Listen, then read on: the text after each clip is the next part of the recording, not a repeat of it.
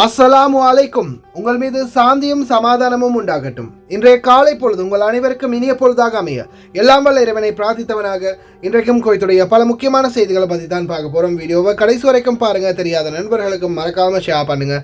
Video பிடிச்சிருந்தா ஒரு like பண்ணுங்கள், சப்ஸ்கிரைப் பண்ணுங்கள், தொடர்ந்தும் சப்போர்ட் பண்ணுங்கள். குவைத்துடைய தினார் மதிப்பு உள்ளதா பார்த்துடலாம். இலங்கைக்கான ரூபாயில் ஒரு தினாரின் மதிப்பு 985 ரூபாய் 2% உள்ளது. இந்தியாவின் ரூபாயில் ஒரு தினாரின் மதிப்பு 275 ரூபாய் 5% உள்ளது. இது அல்முல்லா எக்ஸ்சேஞ்சுடைய அப்ளிகேஷன் ஆன்லைன் ரேட் ஆகும். கூகுள் ரேட்டை பார்த்தலாம். இலங்கைக்கு 978 ரூபாய் 26%, இந்தியாவுக்கு 274 ரூபாய் 72% உள்ளது. எக்ஸ்சேஞ்சுகளோட ரேட்டையும் விட கம்மியாக தான் இப்போதைக்கு இன்டர்நேஷனல் ரேட், அதாவது கூகுளில் இருக்குது. ARY எக்ஸ்சேஞ்ச் அவங்களுடைய ஸ்பெஷல் ஆஃபரை தொடர்ந்துமே வழங்கிட்டே இருக்கிறாங்க.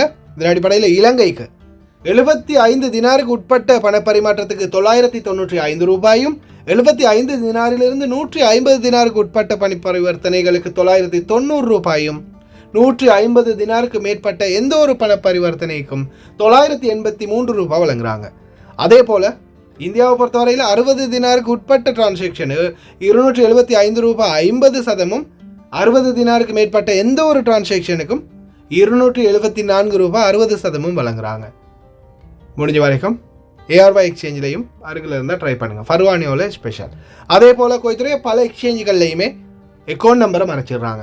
இதை பற்றியும் உங்களுக்கு தொடர்ந்துமே தெரிய தருது. நீங்கள் ஏதாவது ஒரு புதிய எக்ஸ்சேஞ்சுக்கு பழைய பட்டுச்சீட்டோட போகிறீங்களா இருந்தால் நிச்சயமாக அதில் அக்கௌண்ட் நம்பர் இருக்கா அப்படின்றத செக் பண்ணிக்கோங்க. அப்படி இல்லாத பட்சத்தில் எழுதிட்டு போனாலும் பிழை இல்லாத அக்கௌண்ட் நம்பர் எழுதிட்டு போங்க. ஏதாவது ஒரு இலக்கம் பிழைச்சாலும் கூட உங்களுடைய பணம் நாட்டுக்கு போய் சேராது. அந்த பணத்தை திரும்ப பெறணுமா இருந்தாலும் ரொம்ப நாட்களாகும். மறுபடியும் கட்டணம் செலுத்த வரும். அதே போல் எக்ஸ்சேஞ்சுகளில் பணம் அனுப்பிட்டு உடனே வெளியாகாமல் பற்றுச்சீட்டை செக் பண்ணி பாருங்கள். அவங்க சொன்ன அதே ரேட் அதில் இன்க்ளூட் ஆகிருக்குதா, அக்கௌண்ட் நம்பர், டீடைல்ஸ், பேர், ஊர் எல்லாமே சரியாக இருக்குதான்னு பார்த்துக்கோங்க. யுனைடெட் கல்ஃப் எக்ஸ்சேஞ்ச் கார்பரேஷன் இந்தியாவுக்கு பணம் அனுப்ப 750 ஃபில்ஸும், இலங்கை பணம் அனுப்ப 1 தினாரும் கட்டணமாக அறவிடுறாங்க. அல்சாமில் எக்ஸ்சேஞ்ச் கார்பரேஷன் 1 தினார் மட்டுமே கட்டணமாக அறவிடுறாங்க. UJ எக்ஸ்சேஞ்ச் கார்பரேஷன் 1 தினார் மட்டுமே கட்டணமாக அறவிடுறாங்க.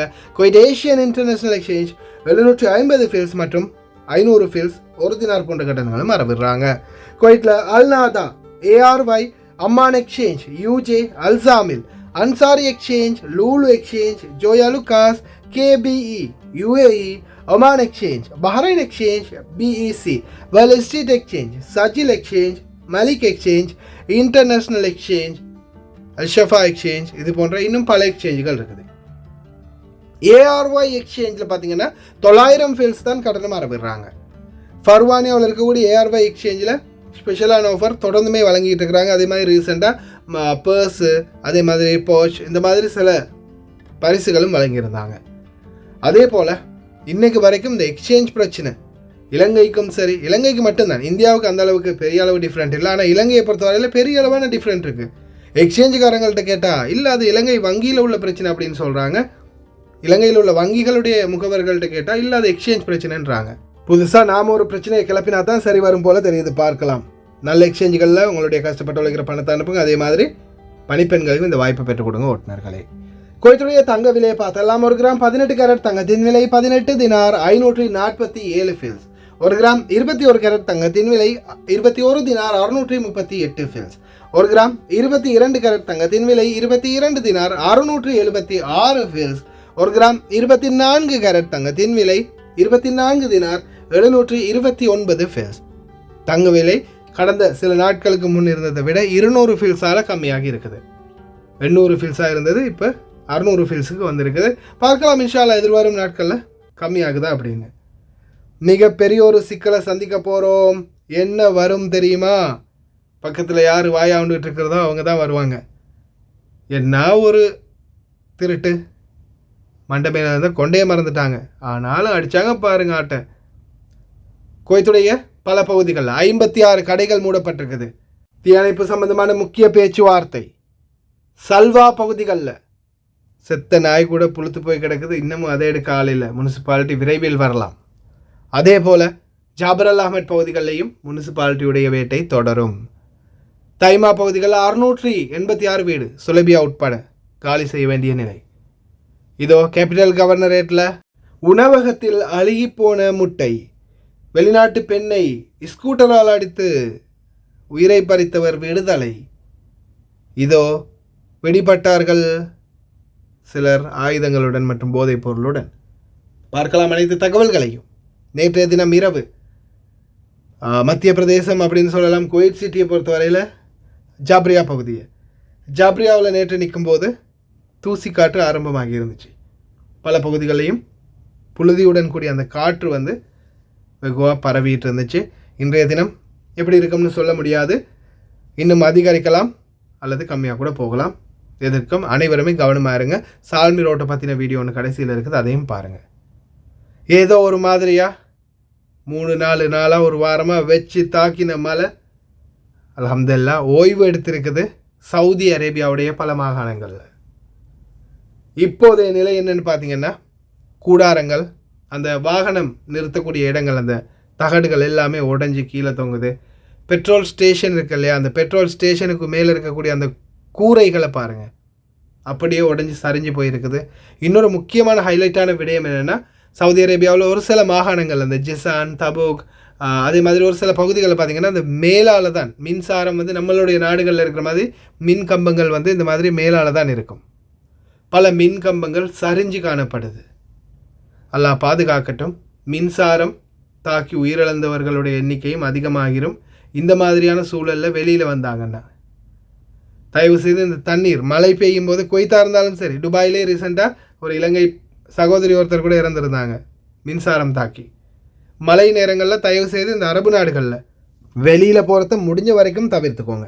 ஏன்னா எந்த இடத்துல மின்சாரம் தாக்கும் அப்படின்றது சொல்லவே முடியாது. கீழாலையும் கரண்ட் இருக்குது, மேலாலையும் கரண்ட் இருக்குது. எல்லாம் பாதுகாக்கட்டும். பெரிய ஒரு ஆபத்தை சந்திக்க போகிறோம். இது எப்படி இருக்கும்னா, சிறப்பு பாதுகாப்பு விவகார துணை செயலாளர் மேஜர் ஜெனரல் அப்துல்லா அல் சபா தேடப்படும் நபர்களை மற்றும் போதைப்பொருள் கடத்தல்காரர்களை, போதைப்பொருள் பாவனையாளர்களை, பயங்கரவாதிகளை, சட்டவிரோத குடியிருப்பாளர்களை கண்டறியறதுக்கும் அவங்கள பிடிக்கிறதுக்கும் ரோந்து துணை புரியும் போலீஸ் நாய்களின் நிபுணத்துவம் பெற்ற ஜோர்டானிய K9 பிரிவை நாங்கள் பார்த்தோம். அதை எங்கள் பட்டியலில் சேர்க்க ஆரம்பித்துள்ளோம். சிறப்பு செயல்பாட்டு உபகரண கண்காட்சி மற்றும் மாநாடு SOFEX 2024 ஆல்ராட்னின் அவர் பங்கேற்றதை தொடர்ந்து இந்த தகவலை தெரிவித்துள்ளார். சிறப்பு நாய்கள் களத்தில் இறக்க போகிறாங்க. அப்பார்ட்மெண்ட்டில் வந்து வீட்டு வாசலுக்கு முன்னாடி நின்று அப்படியோ மூச்சு பெலமாக விட்டுக்கிட்டே வவ் வவுன்னு குலைச்சிக்கிட்டு நிற்கும். உள்ளே ஏதாவது சரக்கு பாட்டல் இருந்தாலோ அல்லது போதைப் பொருள் இருந்தாலோ ஆயுதங்கள் ஏதாவது இருந்தாலோ. இனிமே இந்த மாதிரி டீம் ஒன்று இறக்க போகிறாங்க. ஸ்பெஷல் டாஸ்க் ஃபோர்ஸோடு தான் வருவாங்க. சிறப்பு பாதுகாப்பு பிரிவு. ரொம்ப கவனமாக இருங்க. இனி வரும் நாட்களில் ரொம்ப கஷ்டம் மக்களே. இந்த நாட்டில் சட்டவிரோத செயல்பாடுகளில் ஈடுபடுறது ரொம்ப கஷ்டம். ஏன்னா அந்த அளவுக்கு வேகமாக செயல்பட்டு வராங்க பாதுகாப்பு குழு. தயவு செய்து ரொம்ப கவனமாக இருங்க. உள்துறை அமைச்சர் ஷேக் ஃபஹத் யூசுப் சவுத் அல் சபா இன்று காலை ஐக்கிய அரபு எமிரேட்ஸுக்கான உத்தியோகபூர்வ பயணமாக அபுதாபிக்கு புறப்பட்டார். உள்துறை அமைச்சகம் இப்போ டிக்கெட்களை வழங்க ஆரம்பிச்சிட்டாங்க. மிகவும் வேதனையான ஒரு சம்பவம் என்னென்னு பார்த்தீங்கன்னா, தைமா மற்றும் சுலைபியா இந்த பகுதிகளுக்கு வீட்டு வசதியின் இயக்குனர் ஜெனரல் இன்ஜினியர் ரஷீத் அல் ஆன்சி கடைசி முடிவை வெளியிட்டுள்ளார். அதாவது 686 வாடகை வீடுகளின் ஒப்பந்தத்தை நிறுத்தவும் ரத்து செய்யவும் ஒரு தீர்மானத்தை வெளியிட்டுள்ளது வீட்டு வசதிகளுக்கான அமைச்சகம். கடந்த செப்டம்பர் 2 முதல் இது வந்து நிர்வாக ரீதியாக அகற்றப்பட்டு வருகின்றது என்பதையும் தெரிவித்திருக்கிறாங்க. அந்த மக்களுக்கு ஏற்கனவே கிடைக்கிறது ஒரு 300-350 தினார் தான் பெதுன்களுக்கு. இந்த மாதிரி சிட்டி பகுதிகளில் இப்படி ரூம் எடுக்கணும்னா 600-700 தினார் மேக்ஸிமம் வேணும். அல்லா தான் பாதுகாக்கணும். இந்த பெதுன்கள்ட்ட வேலை செய்கிறவங்களுடைய நிலை என்ன, அவங்களுடைய நிலை என்ன, காலி பண்ணிவிட்டு எங்கே போவாங்கன்னே தெரியல. பார்க்கலாம். அடுத்ததா உணவு மற்றும் ஊட்டச்சத்து பாதுகாப்புக்குள்ள அதிரடியாக கைது பண்ணியிருக்கிறாங்க, முற்றுகையிட்டிருக்கிறாங்க ஒரு கடையை கேபிட்டல் கவர்னரேட்டில். 125 அழுகிய முட்டைகள் கண்டெடுக்கப்பட்டுள்ளது. الهيئة العامة للغذاء والتغذية إدارة تفتيش محافظة العاصمة أنه في يوم الأحد الموافق 1/9/2024 تم ضبط أحد المحلات يقوم باستخدام بيض منتهي الصلاحية تاريخ الانتهاء 24/6 2024 تغيرت خواص الطبيعية من حيث اللون والشكل والرائحة. نلاحظ البيض غير صالح استهلاك الآدمي، تغيرت خواصه الطبيعية من حيث اللون والشكل والرائحة لعملية الفحص. هذا البيض اللي يقوم باستخدامه بتكسيره وبيعه للزبائن، وعليه سوف يحرر محض الضبط بالواقعة. هذه المخالفة لا يجوز فيها الصلح، ويتم تحويلها إلى النيابة وغلق المنشأة القضائية.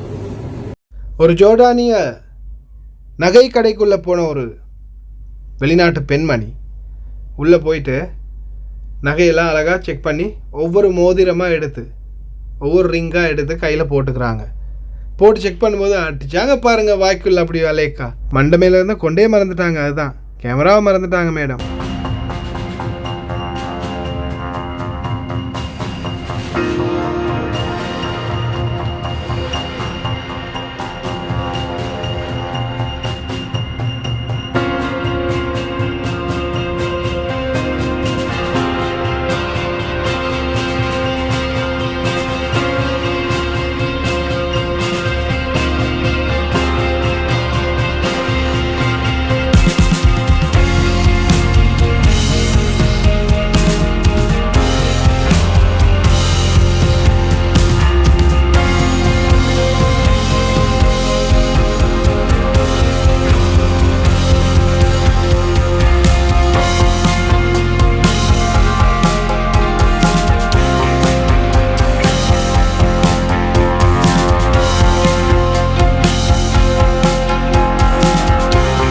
ஒன்று ஒன்றா ரிட்டர்ன் கொடுத்துக்கிட்டே இருக்கும்போது கடைசியாக ஒன்றை கைக்குள்ளே சுருட்டி வச்சுக்கிட்டாங்க. கடைசியாக என்ன பண்ணுறாங்கன்னு பாருங்கள். அப்படியே மெதுவாக அந்த நபர் அங்கிட்டு டைவர்ட் ஆகிற டைமில் மெதுவாக வாக்கில் அடிச்சிட்டாங்க.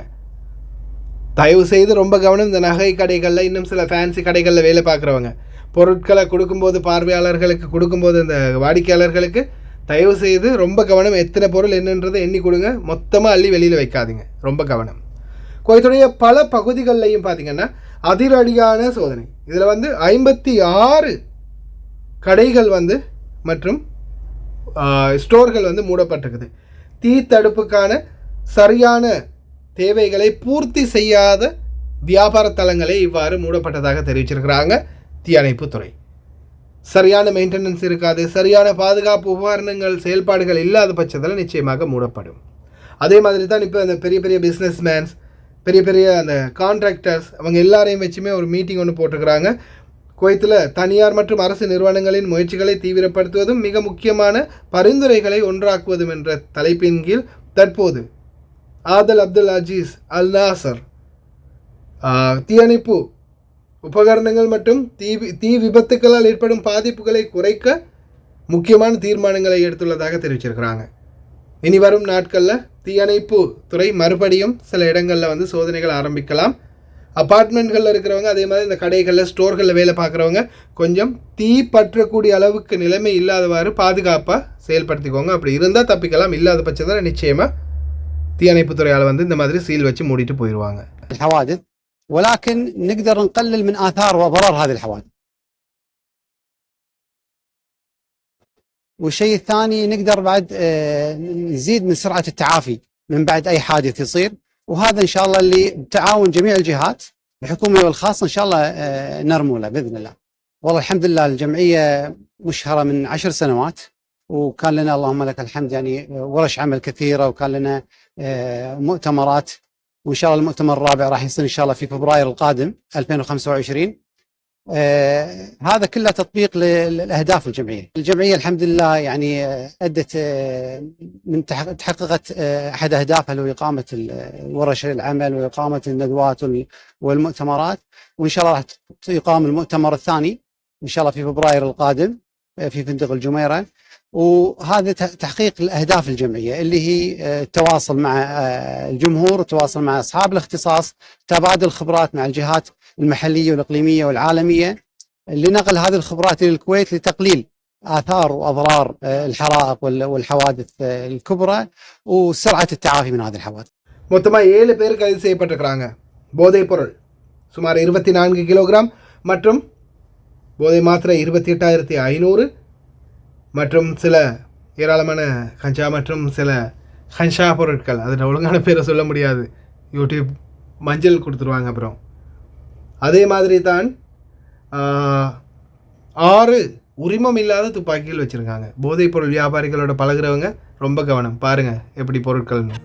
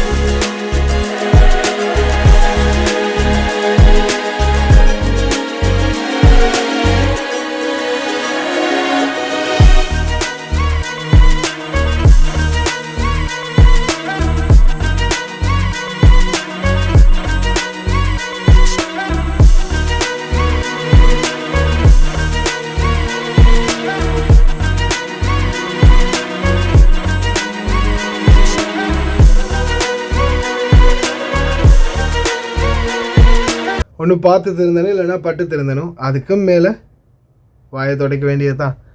மெரினா மால் அருகே ஸ்கூட்டர் ஒன்றில் விபத்துக்குள்ளானதில் வெளிநாட்டு பெண் ஒருவர் உயிரிழந்தார். தற்போது கசிஸ்டன் நீதிமன்றம் அதில் சம்பந்தப்பட்ட ஸ்கூட்டர் ஓட்டி வந்த குவைத்தி குடிமகனை விடுதலை செய்துள்ளது. எதிர்பாராத விபத்து என்பது இந்த இடத்தில் முன்வைக்கப்பட்டுள்ளது. நான் என்னத்தை சொல்ல, நீங்களே எழுதிட்டு போங்க. ஸ்கூட்டரால் போட்டு தள்ளலாம் போலப்பா, ரூட்டு கொடுத்துருக்காங்க. அடுத்ததா தொடர்ந்து நம்ம சொல்கிற ஒன்று தான், இந்த பலதியா லோரிகளில் பின்னாடி தொங்கிக்கிட்டே போகிறது. சில ரோடுகளில் அதுவும் அதிவேக சாலைகளில் கூட இந்த மாதிரி தொங்கிட்டு போகிறாங்க ஒரு சிலர். இதோ ஒரு நபர் வீடியோ எடுத்து முனிசிபாலிட்டிக்கு அனுப்பியிருக்கிறாரு. நம்மளாம் சொன்னால் யாரை கேட்க போகிறா? படுறவங்க பட்டால் தான், சொல்கிறவங்க சொன்னால் தான் தெரியும். ஓகே, இன்ஷா அல்லாஹ் இனி வரும் நாட்களில் இந்த மாதிரியான லாரிகளுக்கு எதிரான சட்ட நடவடிக்கைகள் கடுமையாக இருக்கும். நம்மளுடைய நிறைய சகோதரர்கள் இந்த லாரி ஓட்டுற டிரைவர்களாக இருக்கிறாங்க. பங்களாதேஷ் நாட்டவர்கள் சுத்திகரிப்பாளர்களாக இருந்தாலும் வண்டி ஓட்டக்கூடியவங்க நிறைய பேர் இந்தியர்கள், இலங்கையர்கள் தான். ரொம்ப கவனமாக இருங்க. இதோ முதலாவது பகுதி ஜாபர் அஹ்மத் பகுதி. இந்த பாடசாலைகளுக்கு முன்னால், அதே மாதிரி இந்த டிரான்ஸ்ஃபார்மருக்கு முன்னால் வண்டி நிறுத்தி வச்சிருக்கிறது, இது எல்லாத்தையுமே ஒரு நபர் فيديو எடுத்து போட ஆரம்பிச்சிட்டாரு. இதோ ஜாபர் அஹ்மத் பகுதி. هذا التصوير في منطقة جابر الأحمد بمدرسة ابن الأثير. الأسبوع القادم إن شاء الله راح تكون هذه المدرسة ممتلئة بأبنائنا الطلاب، ونشوف هذه الساحات المقابلة والملاصقة للمدارس فيها أولياء الأمور والسواق ينتظرون أبنائهم، والبعض من هؤلاء الأبناء يمشون أو يستغلون الطريق هذا للمشي. ولكن للأسف البعض من سكان البيوت المجاورة استغل هذه المساحات لوضع مثل ما أنتم شايفين السياجات الحديدية والمظلات والسيارات المهملة التي تعيق وتؤثر على طريق الطالب وطريق أيضا أولياء الأمور اللي جايين ياخذون أبنائهم من هذه المدرسة. إلى متى هذا السكوت لا نعلم، إلى متى هذا التراخي لا نعلم. والأمر وأدهى من ذلك، بل المضحك بالموضوع كله أن في نهاية هذه المدرسة محول مثل ما أنتم شايفين، وهذا المحول عليه مظلات مثل ما أنتم شايفين في هذا التصوير. والآن في هذه اللحظة عمال داخل هذا المحول يشتغلون، يعني لو صار لا سمح الله انفجار، لو صار أي أمر يبون العمال يخرجون بشكل آمن ما راح يقدرون. هذه الأرواح اللي أنتم تشوفونها كلها بالباي باي. فأين وزارة الكهرباء عن هذا الأمر؟ أين وزارة التربية؟ أين بلدية الكويت؟ لا نعلم. نتمنى من الجهات المعنية اتخاذ الإجراءات اللازمة فورا لحماية هذه الأرواح التي تعمل داخل هذا المحول، وحماية طلابنا اللي راح يجون ويتوافدون إلى المدارس الأسبوع القادم. பாடசாலைகளுக்கு முன்னால் வண்டியை நிறுத்தி வச்சிருக்கிறது அந்த கூடாரங்களுக்குள்ள. அதே போல் பார்த்திங்கன்னா இந்த என்னது டிரான்ஸ்ஃபார்மருக்கு முன்னாடி வண்டி நிறுத்தி வச்சிருக்கிறது. இப்போ பாருங்கள், வீடுகளுக்கு முன்னால் நிறைய இடங்களில் பொது இடங்களில் பார்க்கிங் அடித்து வச்சுருக்காங்க. இது எல்லாத்தையுமே வீடியோ எடுத்து காட்டியிருக்கிறாரு.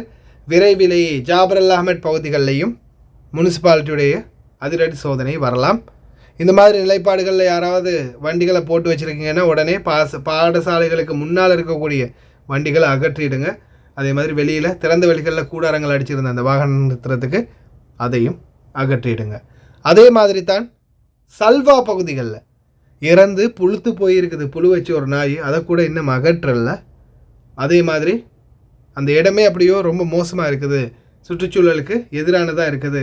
இதை யாருக்காவது தெரியுமா இந்த ஏரியாவை? முதல்ல இந்த ஏரியாவை பாருங்க. يعطيكم العافيه. سؤال، والسؤال هذا مو مني، من كل اللي يتابعونا الحين ويشوفون هذا الفيديو. منطقه سلوى فيها بلديه ولا ما فيها؟ نبي نعرف. فيها مفتشين ومراقبين؟ زين، اذا فيها موجوده في ما بين البيوت يمرون عليها المفتشين، يمرون عليها البلديه، وتترك بهذا الشكل، منو فيكم يقبل الان من انتم قاعد تشوفون الفيديو انه يكون هذا المشهد وهذا المكان بهذه الغدورات يم بيته؟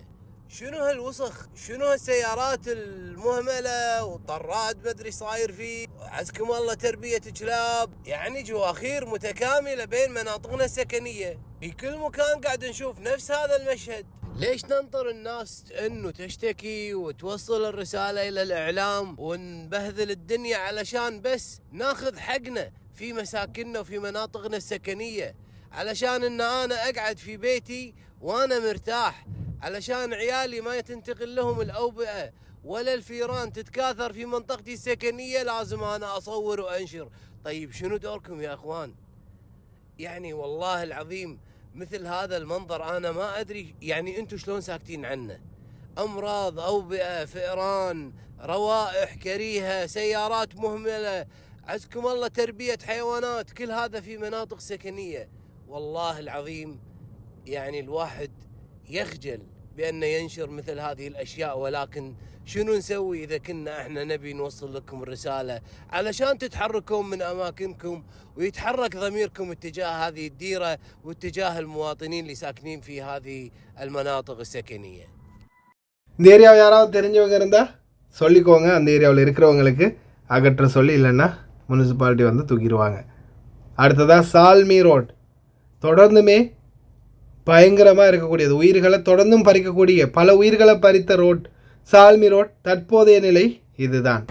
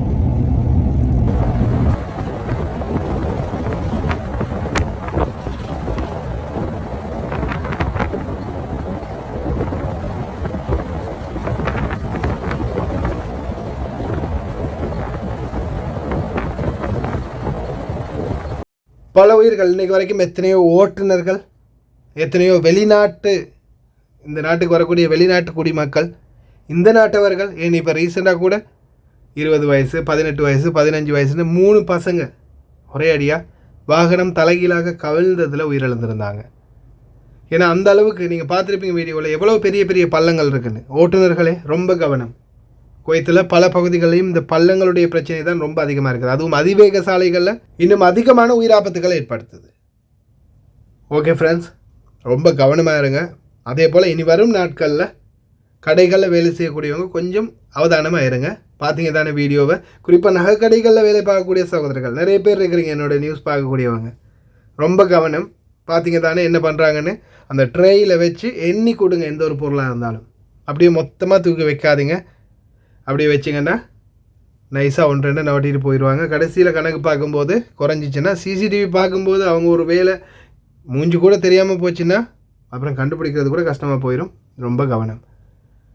ஓகே ஃப்ரெண்ட்ஸ், கடைசி வரைக்கும் பார்த்து எல்லாருக்குமே ரொம்ப நன்றி. தெரியாத நண்பர்கள் நிறைய பேர் இருப்பாங்க, அவங்களுக்கு மறக்காமல் ஷேர் பண்ணுங்கள். வீடியோ பிடிச்சிருந்தால் ஒரு லைக் பண்ணுங்கள், சப்ஸ்கிரைப் பண்ணுங்கள், தொடர்ந்தும் சப்போர்ட் பண்ணுங்கள்.